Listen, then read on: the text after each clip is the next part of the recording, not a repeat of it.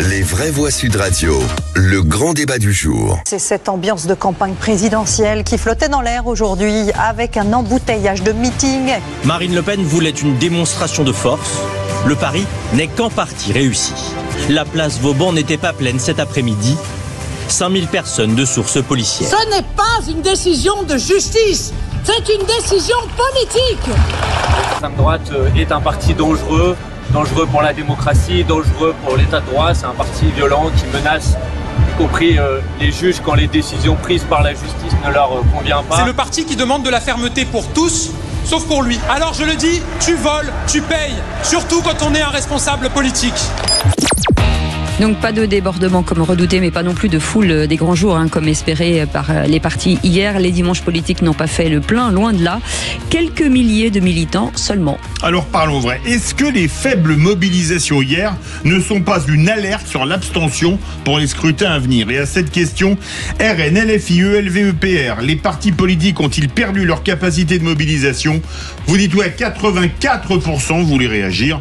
Le 0826 300 300, où vous pouvez vous mobiliser massivement. Voilà. Plus de 5000, si possible. Philippe Moreau-Chevrolet est avec nous, consultant en communication politique et professeur à Sciences Po et président de MCBG Conseil. Bonsoir, merci d'avoir accepté notre invitation. Philippe Bilger. Je ne crois pas, pour répondre à la question de Sud Radio, que ce soit le signe d'une démobilisation profonde des gens par rapport aux partis politiques. Je crois d'abord, pardon, c'est très prosaïque, il ne faut pas sous-estimer le climat. Premier point. Le deuxième, j'ai l'impression que les gens, de quelque bord qu'ils soient, ont perçu que ça n'était pas fondamental. Lorsqu'on a des objets politiques précis, urgents, fondamentaux, encore une fois, je pense que les manifestations, par exemple, peuvent réussir. Le 12 mai, ça aura beaucoup plus de monde. Et donc, je crois que les gens sentent, certes, on se manifeste, on dit des choses qu'on attend, mais l'essentiel se passera bien plus tard. Oui, c'est une question de momentum. C'est pour ça que je ne crois pas du tout à la démobilisation de l'électorat. D'abord, l'électorat du Rassemblement national, il manifeste pas, il vote généralement. Donc, je ne mets pas de curseur moi sur ce qu'il y avait place Vauban, pas plus que place de la République, pas plus que Gabriel Attal. Je pense que c'était un mauvais moment et des mauvaises stratégies pour Marine Le Pen, parce que c'est s'enfermer dans une victimisation qui fonctionne pas. Et à l'évidence, on voit les enquêtes. Pour LFI et les Verts, moi, je pense que le PS a eu tout à fait raison d'y aller. On n'est pas là pour servir d'écrin au cinéma de Jean-Luc Mélenchon. Répondre à quelque chose qui est déplacé, ça marche pas. Et puis Gabriel Attal, est-ce que c'était le moment hier de lancer sa présidentielle sous les yeux quasiment d'Édouard Philippe? Je ne crois pas. Les électeurs français sont super intelligents. En réalité, ils ne se trompent pas de moment. Quand il s'agit d'aller voter, il y a eu une énorme mobilisation pour les législatives. Il y aura encore une énorme mobilisation pour les présidentielles. Et puis quand il s'agit de manifester, je suis d'accord avec Philippe, quand ça a du sens, que ce n'est pas tordu et par Marine Le Pen et par la riposte Mélenchon, les Verts, et par Gabriel Attal, chacun essayant de faire un cinéma, et la sanction elle tombe, ça nous intéresse pas. Voilà. Mais par honnêteté, le meeting de Attal était prévu de longue date, contrairement à la manifestation de Marine Le Pen et de LFI et des Verts. Il l'a transformé, non mais il l'a adapté, mais mais non, mais ça, on est d'accord. Mais c'est un changement de nature, ça, je veux bien que vous fassiez cette honnêteté-là, mais le fait même qu'il ait changé de nature devient quelque chose d'ennuyeux, en fait. Roger Dubu. Je comprends pas trop le sens des manifestations qu'il y avait hier, sauf celle contre les ZFE où j'étais. Mais Marine Le Pen manifeste. Oui, parce que c'est une quatrième. C'est ça, la quatrième qu'on a oubliée. Les zones à faible émission. Marine Le Pen qui appelle à manifester pour dire j'ai piqué dans la caisse ou on a fait elle a pas piqué directement, mais c'est pareil. Je suis condamnée. C'est pas un sujet de mobilisation, je crois, de dire la justice est passée. C'est pas un sujet d'avoir en face l'extrême gauche qui nous fait toujours le coup de la peste brune revient, blabla, blabla dans les trucs. Attal qui nous lance sa campagne avec plein d'idées, mais si seulement cet homme avait un jour été au pouvoir, vous imaginez, il a tellement d'idées, s'il avait été au pouvoir, on n'en serait sûrement pas là. Bref, je crois qu'il y avait 3 sujets de manifestation où tout le monde prenait tout le monde pour des crétins et qui n'avaient aucun sens, effectivement. Pour une fois, je suis d'accord avec tout le monde, aucune actualité, aucune exigence. Pas de moment. Bien que il n'y avait pas de sens, il n'y avait pas de thème. Philippe Moreau-Chevrolet, le général, c'est une citation qui me revient, quand quelqu'un avait dit au général de Gaulle, après votre mort, ce sera le grand vide. Est-ce que là, ça va pas être le grand, ce sera pas le grand trop vide là, quand on voit les mobilisations d'hier? au départ de Marine Le Pen. Donc c'est un petit peu une fin de carrière pour elle qui se solde par la prise de pouvoir dans les faits de Jordan Bardella. Donc on est en train de voir partir la vieille extrême droite un peu de chevaux traditionnelle, la PME Le Pen, et la faire remplacer par Bardella, qui est encore un peu timide, mais qui va certainement prendre ses marques, avec l'appui d'une extrême droite organisée au plan international très bien, l'appui des réseaux sociaux, X, TikTok, qui ont des algorithmes qui favorisent plutôt les contenus d'extrême droite. Donc il a quand même, de fait, une prise de pouvoir qui s'effectuera de toute façon. Elle ne pourra pas se présenter. Donc lui, on voit à peu près où l'extrême droite va, disons, en perdant beaucoup de plumes, parce que main propre à tête haute, ça fonctionne plus, parce que l'opinion française est majoritairement contre ce positionnement de Marine Le Pen. Il faudrait qu'ils le comprennent s'ils veulent avancer. Mais Bardella, il n'est pas vraiment concerné par tout ça. C'est une figure neuve. Et face à lui, il a Attal. Donc on a deux figures jeunes qui se sont opposées en réalité dimanche. La question, c'est est-ce que les Français vont vouloir revoter pour un jeune président après Emmanuel Macron? Ça, c'est pas sûr. Et dans le contexte international, est-ce qu'ils vont faire confiance à Bardella s'il soutient Trump? Et il sera obligé de soutenir un peu, ou Poutine. Moi, je pense que, mon cher Philippe, bonjour, c'est François, je pense que vous allez très vite en besogne sur Bardella. Je pense que la stratégie d'empêchement de Jordan Bardella va être terrible, parce que vous faites comme si ça n'existait pas et comme s'il ne se passait rien à l'intérieur du RN. Il y a en ce moment des failles qu'on ne voit pas encore, mais qui vont apparaître, parce qu'on oublie toujours que le Rassemblement National est un parti d'extrême droite qui est violent par essence dans l'intérieur.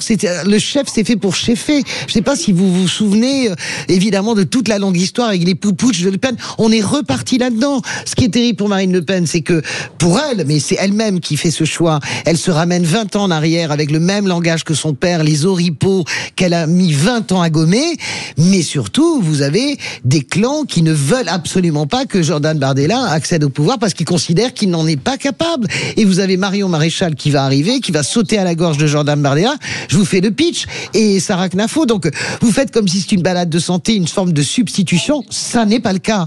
Et plus Marine Le Pen tarde à maintenir cette position, plus elle empêche son successeur d'avancer, de préparer la campagne. Je trouve que vous êtes bien sévères l'un et l'autre avec le Rassemblement National, parce que ce qu'on voit aujourd'hui, même si vous dites avec certitude que Marine Le Pen ne pourra pas se présenter en 2027, pour l'instant je constate qu'il y a deux candidats quasiment interchangeables quand on voit les enquêtes d'opinion, alors que dans les autres partis, ils ont des candidats, des leaders totalement solitaires.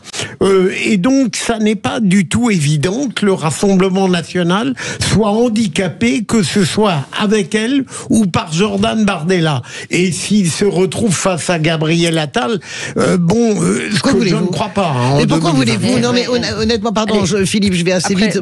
Pourquoi voulez-vous que ce soit Gabriel Attal? Moi, j'en ai un peu marre des sondeurs. Non, mais vraiment, il faut faire la leçon maintenant aux sondeurs, que ce soit nos copains ou pas nos copains. On arrête maintenant de faire des gauches fractionnées. Il y aura de toute façon un candidat unique Vert PC-PS face à Jean-Luc Mélenchon. Donc ça fait pas 4-4-4, ça fait au moins 16. Et il y aura pas Gabriel Attal et Édouard Philippe. Non, mais tous les sondeurs maintenant travaillent dans le fractionné. Donc il faut arrêter. Non, il y a pas. C'est pas un chemin impérial pour le RN. Je répondais juste à Françoise qui disait que le RN était violent de l'intérieur. Je crois que c'est tous les partis politiques. Je pense que chez Mélenchon, regardez ce que ça donne quand on n'est pas d'accord. Regardez les purges internes. Un parti politique est par essence violent parce qu'il y a des gens qui veulent le pouvoir à l'intérieur. Ne dites pas ça. Regardez Mélenchon, la purge des Corbières, les gars. LFI à peine 10 ans. Je vous parle de la longue histoire de l'extrême droite. C'est pareil. Donc ne remettons pas ça aujourd'hui. Le parti politique est violent. Les guerres internes auront lieu, je crois, partout. Sur ce sujet-là, je vous répondais juste à ça, sur la violence à l'intérieur. C'est bien plus violent au RN, je suis désolée de vous le dire. Vous n'êtes pas sûr qu'il y aura une candidature unie quand même, quand on voit les bases sur parfaitement. Vous anticipez un peu. Non, j'anticipe rien du tout, c'est tellement évident. Bougez pas. Allez, 0826 300 300, Luc qui était avec nous. Luc, vous nous entendez, vous êtes là? Luc? Je suis là et je vous entends parfaitement. Eh bien, on vous écoute.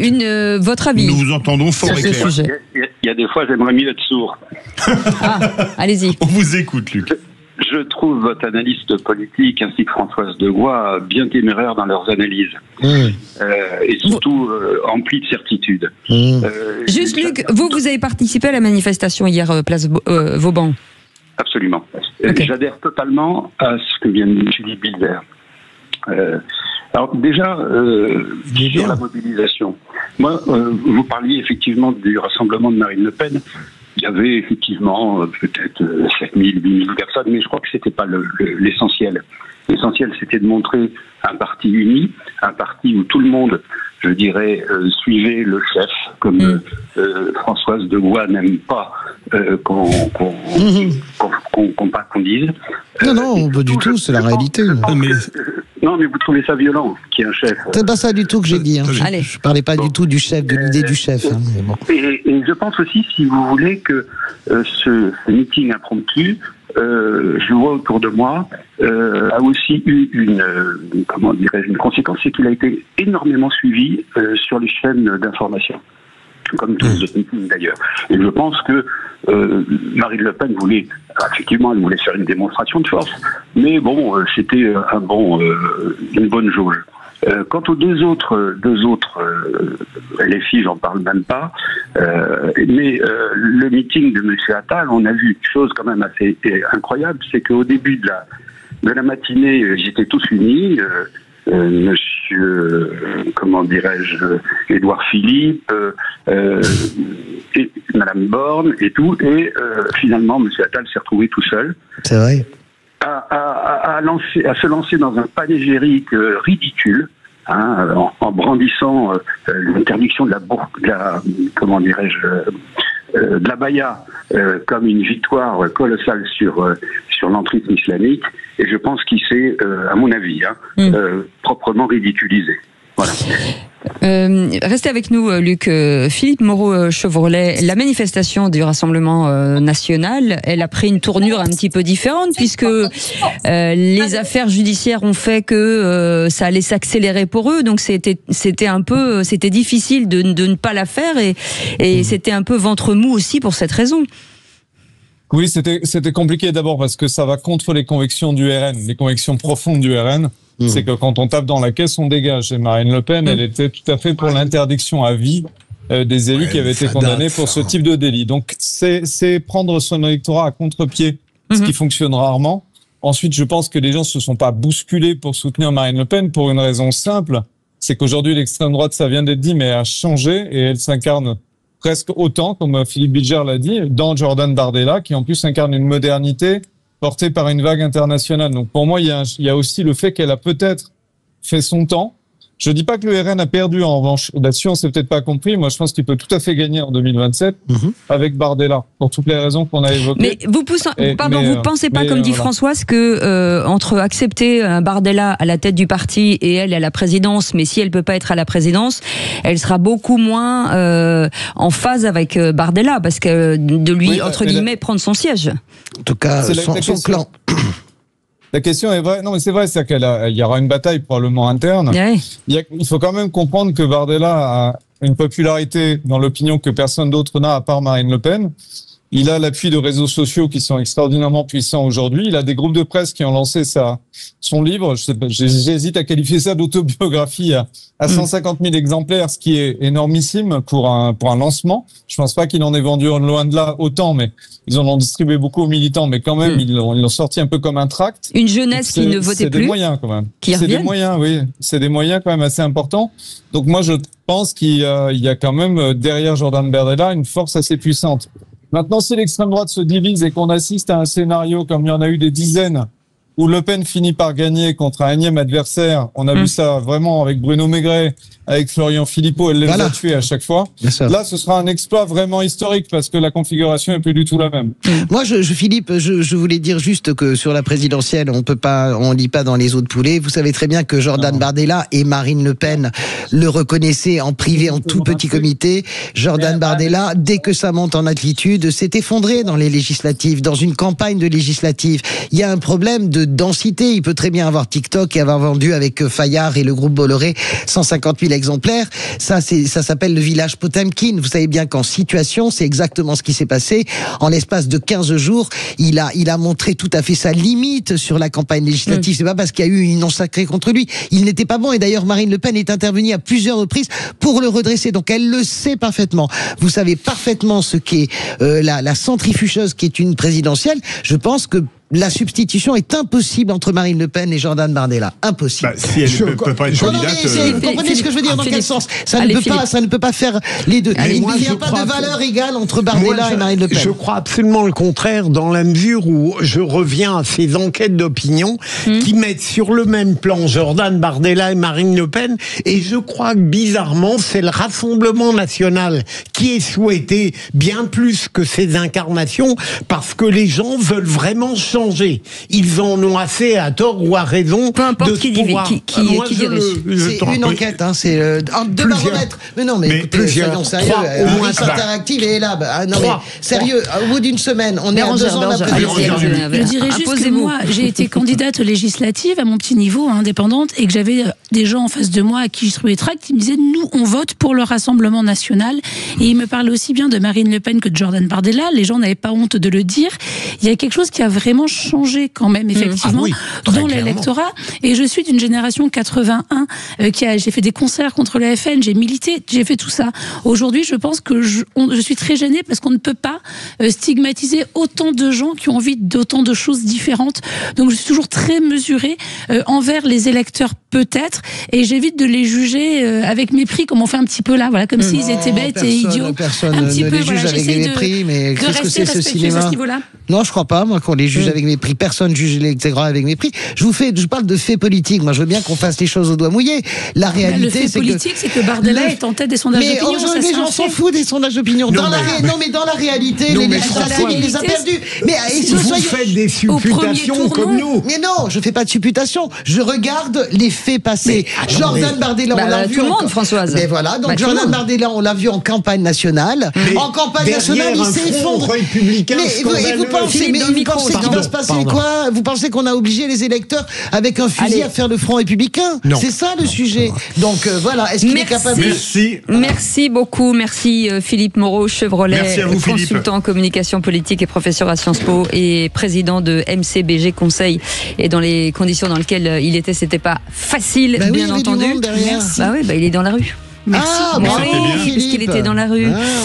Allez, vous restez avec nous. On garde Luc dans un instant. Le qui c'est qui l'a dit. On va se descendre. Et il y a du lourd. Il y a du lourd. Et il y a du drôle en plus. Il y a du drôle. Oui, le lundi, toujours. C'est toujours drôle. Sud Radio, c'est vous qui donnez le ton. C'est pratiquement, à mon avis, la seule radio où tout le monde peut s'exprimer. Merci. Et ça, c'est déjà quelque chose d'extraordinaire et de rare. Sud Radio, parlons vrai.